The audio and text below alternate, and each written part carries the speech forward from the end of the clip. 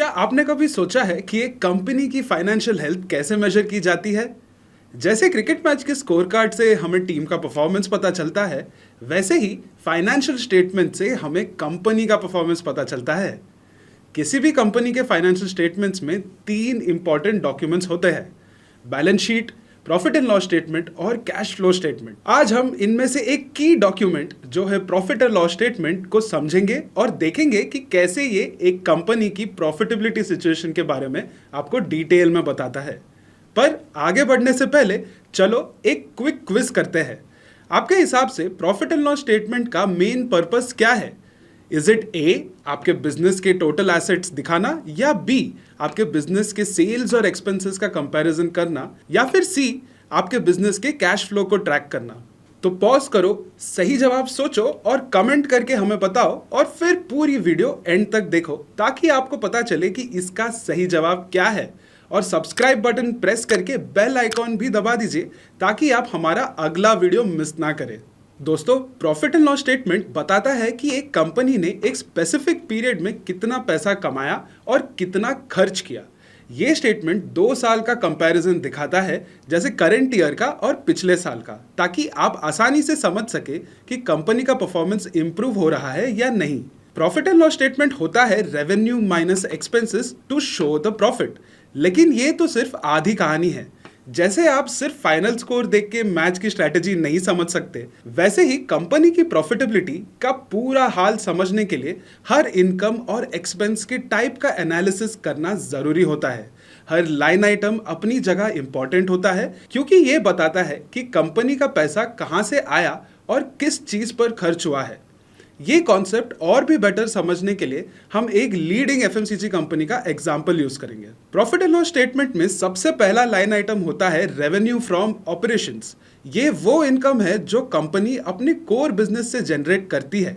जैसे एक क्रिकेटर के मेन रन्स उसके बैटिंग से आते हैं, वैसे ही कंपनी के कोर बिजनेस से आया पैसा उनका असली रेवेन्यू होता है। एक एफएमसीजी के लिए ये रेवेन्यू मेनली कंज्यूमर गुड्स की सेल से आता है, साबुन, शैम्पू, टूथपेस्ट जैसे डेली यूज के प्रोडक्ट से। इस एफएमसीजी कंपनी का revenue from operations for the year ended on 31 मार्च 2024 था ₹12,400 करोड़, जो पिछले साल के ₹11,500 करोड़ से ज्यादा है। ये ग्रोथ दिखाता है कि कंपनी का बिजनेस अच्छा परफॉर्म कर रहा है। ये रेवेन्यू के सोर्सेस डिटेल में देखने के लिए हम नोट्स टू अकाउंट्स की मदद लेते हैं। नोट्स टू अकाउंट्स एक डिटेल्ड एक्सप्लेनेशन प्रोवाइड करते हैं हर रेवेन्यू आइटम का, जिसे आप कंपनी के एनुअल रिपोर्ट में देख सकते हैं।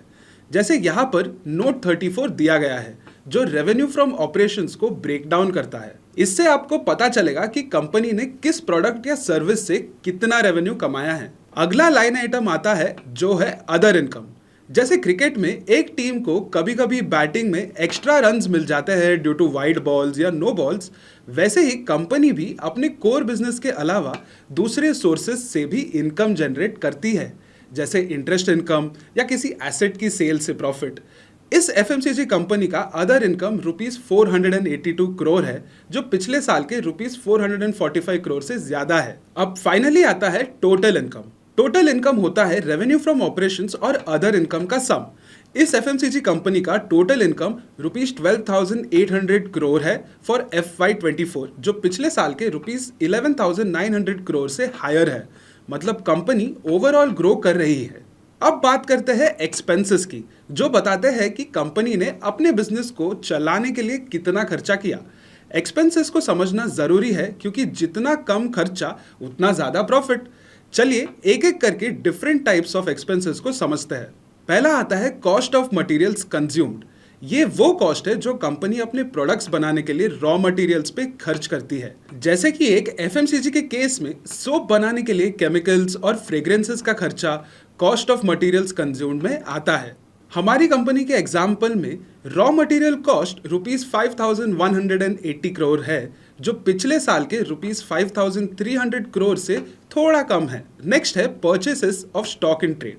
ये वो प्रोडक्ट्स है जो कंपनी खरीद कर आगे बेचती है बिना उन्हें मॉडिफाई किए। फॉर इंस्टेंस, अगर ये कंपनी किसी थर्ड पार्टी से टूथपेस्ट खरीद कर आगे बेचती है तो ये स्टॉक इन ट्रेड होगा। इस साल कंपनी ने रुपीस 1200 करोड़ खर्च किए हैं स्टॉक इन ट्रेड पर, जो पिछले साल रुपीस 1000 करोड़ था। अगला लाइन आइटम आता है changes in inventories of finish goods, stock in trade and work in progress.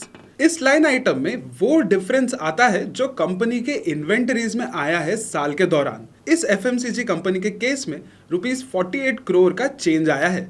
Investors के लिए ये समझना बहुत जरूरी हो जाता है कि इन तीन आइटम्स को मिलाकर बनते हैं कॉस्ट ऑफ गुड्स सोल्ड यानी कि कॉग्स, जो कंपनी के प्रोडक्ट बनाने या बेचने का टोटल कॉस्ट होता है। इस एग्जाम्पल में कंपनी का कॉग्स होता है rupees 5000 crore plus rupees 1000 crore plus rupees 48 crore, जो है रुपीस 6400 करोड़, जो कंपनी के टोटल एक्सपेंसेस का एक सिग्निफिकेंट पार्ट होता है। अगला लाइन आइटम है एम्प्लॉय बेनिफिट्स, जो एम्प्लॉयज की सैलरीज और उनके बेनिफिट्स को कवर करता है। इस साल के लिए ये रुपीस 1200 करोड़ है, जो पिछले साल रुपीस 1100 करोड़ से ज्यादा है। अगला लाइन आइटम आता है फाइनेंस कॉस्ट्स। फाइनेंस कॉस्ट होते हैं वो इंटरेस्ट पेमेंट्स जो कंपनी अपने लोन्स पे करती है। इस साल ये रुपीस 124 करोड़ था, जो पिछले साल के रुपीस 78 करोड़ से ज्यादा है। ये दिखाता है कि कंपनी के इंटरेस्ट पेमेंट्स बढ़ गए हैं। अब बात करते हैं डेप्रिसिएशन एंड अमोर्टाइजेशन की। इमेजिन करो आपने एक बाइक खरीदी है रुपीस 1 लाख की। हर साल उसकी वैल्यू थोड़ी कम होती है और 5 साल के बाद वो रुपीस 50,000 का ही रह जाता है। इसका मतलब 5 साल में बाइक रुपीस 50,000 से डेप्रीशिएट हो चुका है।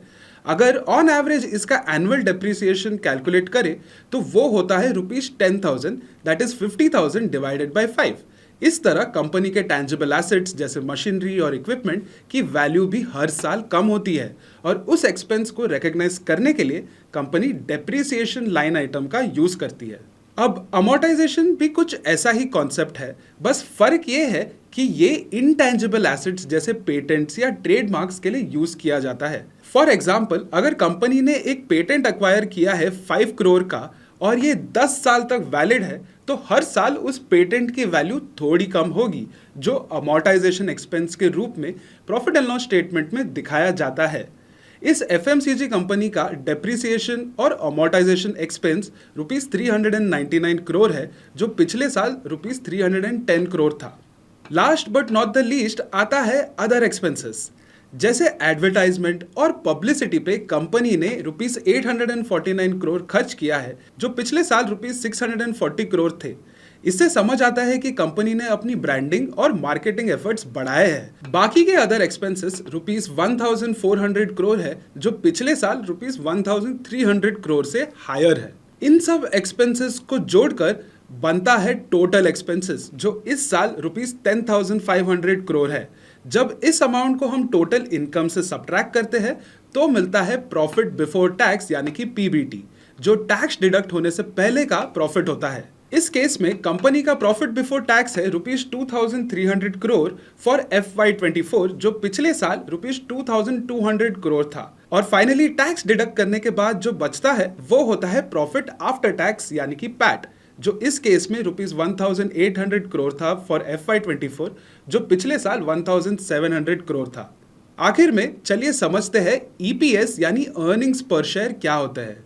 EPS से हमें यह पता चलता है कि कंपनी ने हर शेयर पर कितना प्रॉफिट जनरेट किया। जैसे एक पिज्जा को सब फ्रेंड्स में बांटने से हर एक को उसका हिस्सा मिलता है, वैसे ही EPS दिखाता है कि कंपनी का टोटल प्रॉफिट हर शेयर होल्डर को कितना मिलेगा।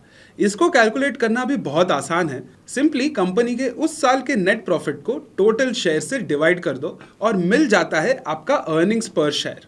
तो आपने जाना कि कैसे प्रॉफिट एंड लॉस स्टेटमेंट से कंपनी के प्रॉफिट्स और एक्सपेंसेस का पता चलता है। अब आप भी अपने फेवरेट एफएमसीजी या किसी और कंपनी का profit and loss statement analyse करें और अपना एक्सपीरियंस हमें कमेंट सेक्शन में जरूर शेयर करें। और अगर आप एनुअल रिपोर्ट के बारे में ज़्यादा जानना चाहते हैं तो ये लेफ्ट पर आई बटन पर क्लिक कीजिए एंड हमारा डिटेल्ड वीडियो देखिए उस टॉपिक पर।